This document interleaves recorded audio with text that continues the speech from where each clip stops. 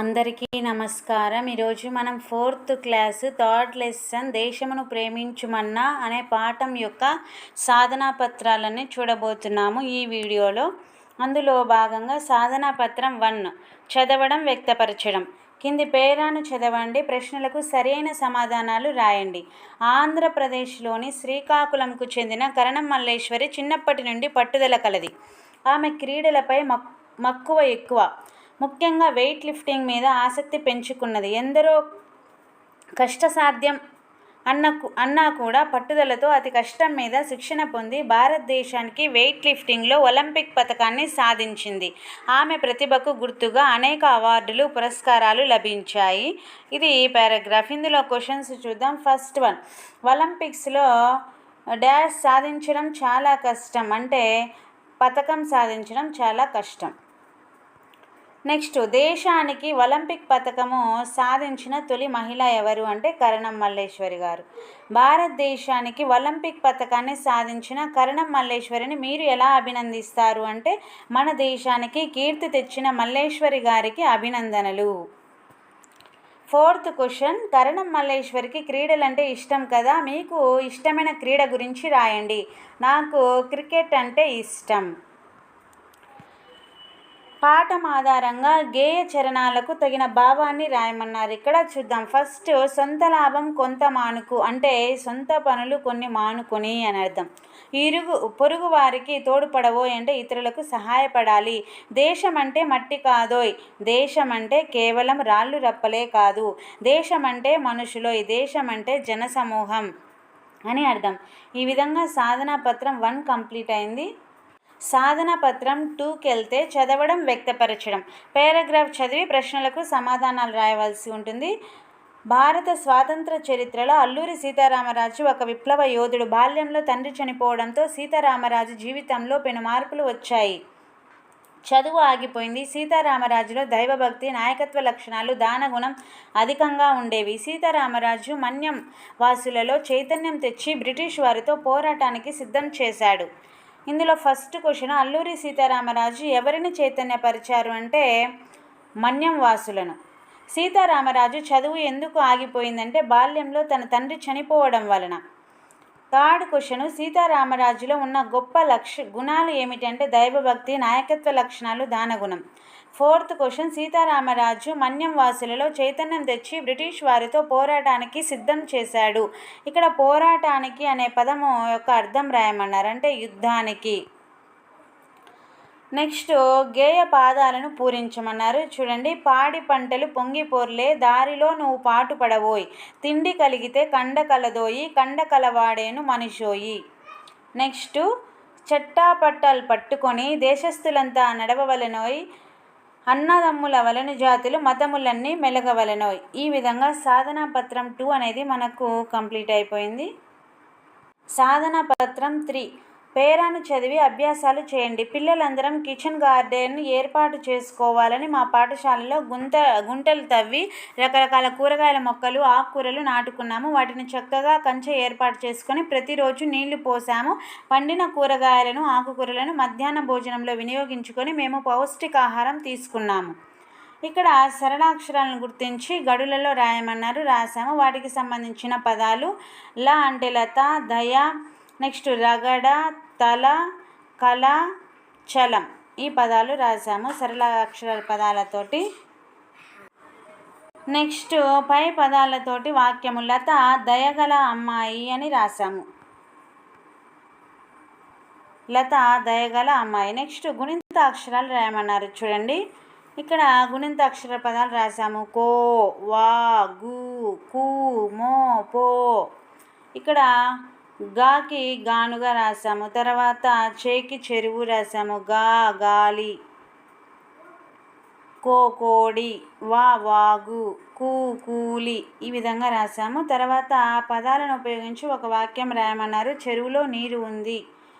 Next, ద్విత్వాక్షర పదాలను రాయమన్నారు. చూడండి. వాగుడిస్తే వి, నాకు నావర్తిస్తే నా, వీకు వావర్తిస్తే వి, నాకు దీర్ఘం ఇచ్చి నా కింద నావర్తిస్తే నా, లా కొమ్మిస్తే లు, లూకు లావర్తిస్తే లు. వాటిని ఉపయోగించి అక్క, నవ్వి, చిన్న, పళ్ళు ఈ విధంగా రాసాము. పై పదాలతోటి మనం వాక్యం రాయమంటే అక్క నవ్వింది. నెక్స్ట్ సంయుక్తాక్షర పదాలు రాయండి, వాటికి సొంత వాక్యాలు రాయమన్నారు. ప్రతిరోజు నేను చదువుకుంటాను. ఏర్పాటు అనే సంయుక్తాక్షర పదానికి మేము ఆడుకోవడానికి తగిన ఏర్పాటు చేస్తాం. నెక్స్ట్ మనము సాధనా పత్రం 4కి వెళ్దాం. సాధనా పత్రం 4 చూసుకున్నట్లయితే పదజాలం మ్యాచింగ్ చేసి వాటికి సంబంధించిన ఆన్సర్స్ రాయవలసి ఉంటుంది. చూడండి, తిండి కలిగితే కండ కలదోయ్, అది వాళ్ళే రాశారు. ఒట్టి మాటలు కట్టి పెట్టోయ్.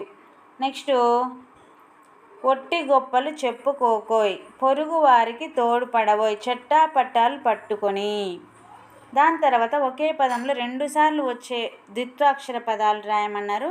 చిట్టి పొట్టి, పచ్చని పిచ్చుక, నల్ల పిల్ల, అక్క ముక్కెర, చక్కని చుక్క. నెక్స్ట్ వేరువేరు అర్థాలు వచ్చేలా వాక్యాలు రాయమన్నారు పదాలు ఇచ్చిన పదాలతోటి. ఇక్కడ తేలు ఇచ్చారు, నీళ్ళల్లో ఆకు తేలుతుంది, తేలుతుందిలో తేలు ఉంది. తేలు కాటు చాలా ప్రమాదకరం. ఈ తేలు వేరు, ఈ తేలు వేరు, కానీ పదాలు మాత్రము ఒకటే స్పెల్లింగ్ ఉంటుంది, కానీ డిఫరెంట్ మీనింగ్ ఉంటుంది. నెక్స్ట్ అరుగు, తాతయ్య అరుగు మీద కూర్చున్నాడు. తిన్న అన్నం బాగా అరుగుతుంది, ఇక్కడ అరుగుంది, అక్కడ అరుగుంది. నెక్స్ట్ కలుపు, పొలంలో కలుపు మొక్కలు తీశారు. పాలలో నీళ్లు కలుపు, ఈ కలుపు వేరు, ఆ కలుపు వేరు. నెక్స్ట్ తెలుపు, పాలు తెలుపు రంగులో ఉంటాయి. నీ పేరు నాకు తెలుపు, ఈ తెలుపు ఆ తెలుపు 2 పదాలు ఉన్నాయి, కానీ వేరు అర్థాలు. నెక్స్ట్ ఖాళీలలో సరైన పదంతో పూరించండి. అంటే పిచ్చుక గూడు, కోకిల గానం, హంస నడక, నెమలి నాట్యం, చిలుక పలుకు, కాకి గోల. సాధన పత్రం 4 కంప్లీట్ అయింది. సాధన పత్రము 5 చూసుకున్నట్లయితే చూడండి, ఇక్కడ స్వీయ రచన. దేశాన్ని ఎలా ప్రేమించాలని కవి అన్నాడు అంటే, మాటలు చెప్పడం ఆపి దేశ ప్రజలను ప్రేమించాలని కవి అన్నాడు. నెక్స్ట్ సెకండ్ క్వశ్చన్, నీవు నీ సాటి వారికి ఎలా తోడ్పడతావో సొంత మాటల్లో రాయమన్నారు. ఇబ్బందుల్లో ఉన్న స్నేహితులకు నా వంతు సహాయం చేస్తాను. నెక్స్ట్ థర్డ్ క్వశ్చన్, అన్ని మతాల వారు ఎలా మెలగాలని కవి చెప్పాడు. అందరూ భేదాలు మరిచి అన్నదమ్ముల్లా కలిసిమెలిసి ఉండాలి. ఫోర్త్ క్వశ్చన్, భారతావనిలో ప్రజలందరూ సోదరభావంతో ఉండాలనే భావాన్ని తెలుపుతూ కొన్ని వాక్యాలు రాయండి. అందరూ సోదరులా కలిసి ఉంటేనే మన దేశం బాగుంటుంది. నెక్స్ట్ మన దేశభక్తిని ఎలా చాటాలి. తోటి వారికి మంచి చేయడము, మన బాధ్యతలు సరిగ్గా నిర్వర్తించడం ద్వారా చాటాలి. నెక్స్ట్ సిక్స్త్ క్వశ్చన్, తిండి కలిగితే కండ కలదోయ్, కండ కలవాడేను మనిషి అనే గేయ పాదం ద్వారా ఏమి తెలుసుకున్నారు. మంచి ఆరోగ్యకరమైన ఆహారం తిని బలంగా ఉన్న మనిషి దేశానికి సేవ చేయగలుగుతాడు. ఈ విధంగా మనము సాధన పత్రం 5లోని క్వశ్చన్ అండ్ ఆన్సర్స్ చూసాము. నెక్స్ట్ సాధన పత్రం 6 భాషాంశాలు. కింది పేరాలు అవసరమైన చోట సరైన విరామ చిహ్నాలను ఉంచండి. సరైన పారాగ్రాఫ్ రైట్. ఇక్కడ చూడొచ్చు మనము పారాగ్రాఫ్లో మనకు కామా, ఫుల్ స్టాపు, ఆశ్చర్యార్థకము, క్వశ్చన్ మార్క్, ఇన్వర్టెడ్ కామాస్ ఇవన్నీ ఇక్కడ చూద్దాము. చూడండి, సంతోష్ శ్రీధర్ మైదానంలో ఆడుకుంటున్నారు, ఫుల్ స్టాప్. నీకు ఏ ఆట అంటే బాగా ఇష్టం క్వశ్చన్ మార్క్ అని అడిగాడు సంతోష్, ఫుల్ స్టాప్. నాకు క్రికెట్ అంటే చాలా ఇష్టం అన్నాడు శ్రీధర్, ఫుల్ స్టాప్. అబ్బో, నువ్వు బ్యాటింగ్ బాగా ఆడేటట్లున్నావే, ఆశ్చర్యార్థకం. అయితే మరి మన దేశం ఆడే క్రికెట్ ఆటలన్నీ చూస్తావా క్వశ్చన్ మార్క్ అని అడిగాడు సంతోష్. అవును, అన్నీ చూస్తాను అన్నాడు శ్రీధర్, ఫుల్ స్టాప్. మరి నీకు ఏ ఆట అంటే ఇష్టం క్వశ్చన్ మార్క్ అని అడిగాడు శ్రీధర్. నాకు చదరంగం, కబడ్డీ, క్యారమ్ బోర్డ్ ఆటలంటే చాలా ఇష్టం అని చెప్పాడు సంతోష్. వీటిలలో మనము కామాలు, ఫుల్ స్టాప్లు, క్వశ్చన్ మార్కులు, ఆశ్చర్యార్థకం ఇవన్నీ ఉంచాము, చూడొచ్చు. నెక్స్ట్ సరైన జవాబులు రాయమన్నారు. ఇక్కడ విరామ చిహ్నాన్ని ఉంచండి అన్నారు. చూడండి, నువ్వు ఎప్పుడు తిన్నావు అన్నప్పుడు ఇది క్వశ్చన్ కాబట్టి క్వశ్చన్ మార్క్ అనేది ఉంచాము. నెక్స్ట్ నువ్వు ఏ ఆటలు ఆడుతావు అంటే ఇది కూడా question mark. Next third question, పుస్తకాలు వెళుతున్నావు, పాఠశాలకు తీసుకున్నావా. ఈ వాక్యంలోని పదాలన్నీ జంబ్లింగ్గా ఉన్నాయి, వాటిని మనం కరెక్ట్గా రాస్తే పాఠశాలకు వెళుతున్నావు, పుస్తకాలు తీసుకున్నావా, ఇది సరైన వాక్యం. నెక్స్ట్ 4th క్వశ్చన్, ఎవరు, ఎక్కడ, ఏది, ఏమిటి వంటి పదాలు వచ్చినప్పుడు వాడే చిహ్నం ఏదంటే క్వశ్చన్ మార్క్. నెక్స్ట్ 5వది, కింది వానిలో సరైన వాక్యాన్ని ఎంచుకోండి అంటే చూడండి, నువ్వు ఇంటికి ఎలా వస్తావు అనేది క్వశ్చన్ మార్కు, కానీ ఇక్కడ క్వశ్చన్ మార్కు పెట్టలేదు. నెక్స్ట్ అమ్మాయి ఇలా రా అంటే ఆశ్చర్యార్థకం ఉంచాలి, ఇక్కడ పెట్టలేదు. నువ్వు బాగా చదువుతున్నావు, పులి స్టాప్ ఉండాలి, పెట్టలేదు. కాబట్టి మనకు కరెక్ట్ ఆన్సర్ అబ్బో అనే దగ్గర ఆశ్చర్యార్థకం ఉంటుంది. నీ జుట్టు ఎంత పొడవుగా ఉందో అనేది ఆశ్చర్యార్థకం, కాబట్టి సెకండ్ వన్ అనేది కరెక్ట్ ఆన్సర్. సాధన పత్రము 7, భాషాంశాలు. కింది వాక్యాలు చదవండి, ప్రశ్నార్థక వాక్యాలను ఉంచండి, సరైన గుర్తును ఉంచమన్నారు. చూడండి, నా దగ్గర దేశ నాయకుల బొమ్మలు ఉన్నాయి, అక్కడ రాదు. బస్సు ప్రయాణం నీకు ఎలా అనిపించింది అనేది క్వశ్చన్ మార్క్. నువ్వు ఎందుకు పాఠశాలకు రావడం లేదు అనేది ఇక్కడ క్వశ్చన్ మార్క్. పాలు ఆరోగ్యానికి మంచిది అనేది ఇక్కడ పులి స్టాప్, కాబట్టి ఇది ఇక్కడ అవసరం లేదు. నువ్వు నిన్న మధ్యాహ్నం భోజనంలో ఏమి తిన్నావు అనేది క్వశ్చన్ మార్క్. నెక్స్ట్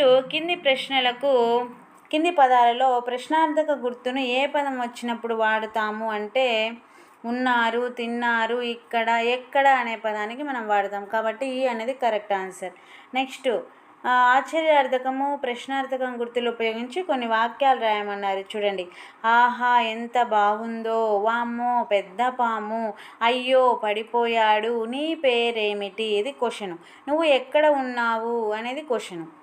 దాని తర్వాత సంభాషణలకు సరైన చోట విరామ చిహ్నాలు ఉంచమన్నారు. చూడండి, హలో శరణ్య ఆశ్చర్యార్థకం, నువ్వు ఎక్కడికి వెళ్తున్నావు క్వశ్చన్ మార్క్. హలో లావణ్య ఆశ్చర్యార్థకం, నేను గ్రంథాలయానికి వెళుతున్నాను, నువ్వు వస్తావా క్వశ్చన్. నిజంగా ఆశ్చర్యార్థకం, గ్రంథాలయానికా క్వశ్చన్ మార్కు, నేను కూడా వస్తాను పులి స్టాప్. అక్కడ కొత్త పుస్తకాలు వచ్చాయని నీకు తెలుసా క్వశ్చన్ మార్క్. అవును, ఎలాంటి పుస్తకాలు వచ్చాయి క్వశ్చన్ మార్క్. సాహస కథలు, నీతి కథలు ఉన్నాయి పులి స్టాప్. వావ్, మరి ఆలస్యం ఎందుకు, వెంటనే వెళదాం పులి స్టాప్. అవును త్వరగా రా ఆశ్చర్యార్థకం, లేకపోతే గ్రంథాలయం మూసేస్తారు క్వశ్చన్ మార్క్. ఈ విధంగా మనం సాధనా పత్రం 7 కంప్లీట్ అయింది. సాధనా పత్రం 8 సృజనాత్మకత. చూడండి, కింది సంభాషణను మనం పొడిగించాలి. అనిత తాతయ్య ఇద్దరి మధ్య జరిగే సంభాషణ. అనిత అంటుంది, తాతయ్య. అప్పుడు తాతయ్య, ఏంటమ్మా. అనిత, మాకు వచ్చే సోమవారం నుండి సెలవులు తాతయ్య. అప్పుడు తాతయ్య, అవునా. అనిత, ఎక్కడికైనా వెళ్దాం తాతయ్య. తాతయ్య, ఎక్కడికి వెళ్దాము. అనిత, మనం అమరావతి వెళ్దాం తాతయ్య. తాతయ్య, సరేనమ్మా. అనిత, అక్కడ ఏమేమి చూడొచ్చు తాతయ్య. అక్కడ పెద్ద బుద్ధుని విగ్రహం చూడొచ్చు. అనిత, చాలా సంతోషం తాతయ్య. తాతయ్య, త్వరగా తయారవు, వెళ్దాం. ఈ విధంగా సంభాషణ అనేది కంప్లీట్ అయిపోయింది. చుక్కలు కలిపి చిత్రాన్ని గీసి రంగులు వేయండి, చిత్రానికి పేరు పెట్టండి, చిత్రానికి వివరిస్తూ వాక్యాలు రాయమన్నారు. చూడండి, చిత్రంలో మనము ఇక్కడ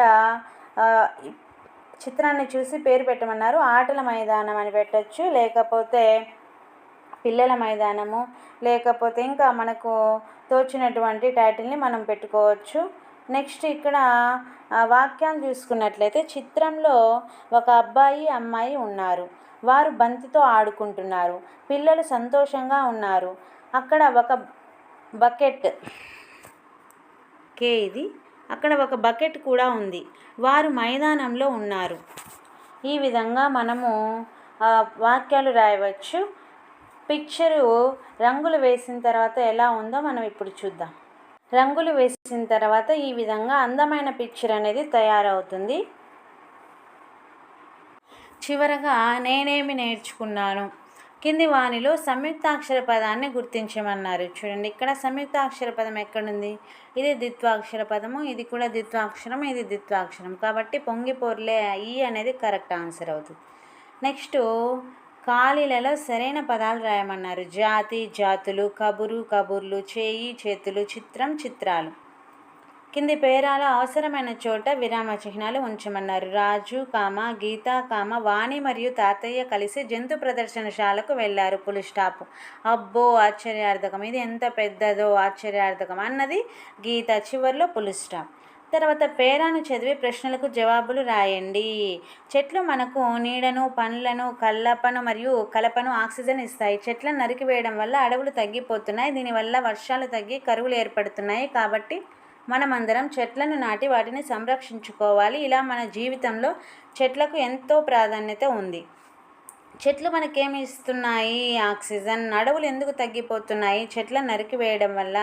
దేశభక్తిని చాటే నినాదాలు రాయండి. జై హింద్, భారత్ మాతాకి జై, వందే మాతరం, సత్యమేవ జయతే. నెక్స్ట్, రైతు దేశానికి వెన్నెముక అన్నారు. దేశాభివృద్ధిలో రైతు పాత్ర గురించి రాయండి. రైతు రాత్రి పగలు కష్టపడి పంటలు పండిస్తాడు. దేశ ప్రజలందరికీ అన్నం పెడతాడు. అందువల్ల రైతు దేశానికి వెన్నెముక. ఈ విధంగా మనం రాయొచ్చు. 4th క్లాస్కి సంబంధించి 3rd లెసన్ దేశమును ప్రేమించుమన్నా అనే పాఠం యొక్క సాధనా పత్రాలన్నీ కంప్లీట్ అయిపోయాయి.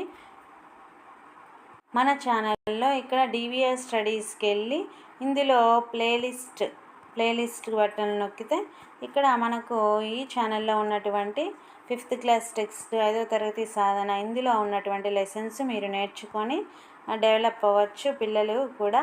Thanks for watching this video and subscribe my channel.